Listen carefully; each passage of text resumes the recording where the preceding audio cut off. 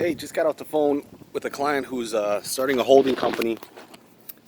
She's actually has an intellectual property company where it's doing a bunch of inventions, a bunch of patents. Reminded me of when I first started.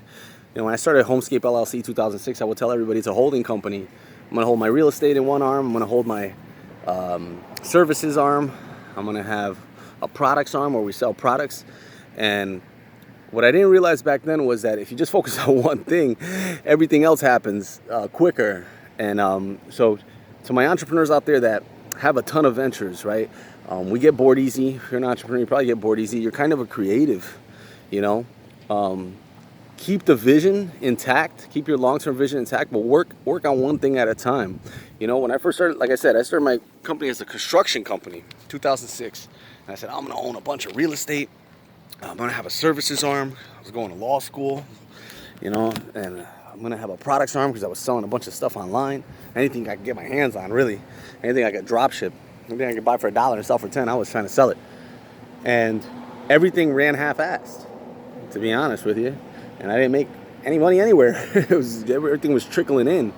And it wasn't until I finally bit my teeth really hard into one sector, to one segment, to one business, and grew that business, that I had the funds and the resources to grow my other businesses. Today I have if I tell you today I'm a holding company, it makes sense because I have 10 online businesses and I have, a ton of apartment buildings and I have the laundromat and, I have all these actual businesses in there.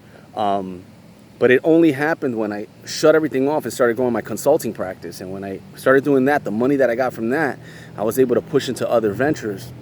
And the discipline that came from just focusing on one thing, was massive, right? Because this is what happens. You start off and you have all these ventures, but you have limited resources. You can have unlimited ideas and unlimited creativity, but you have limited resources.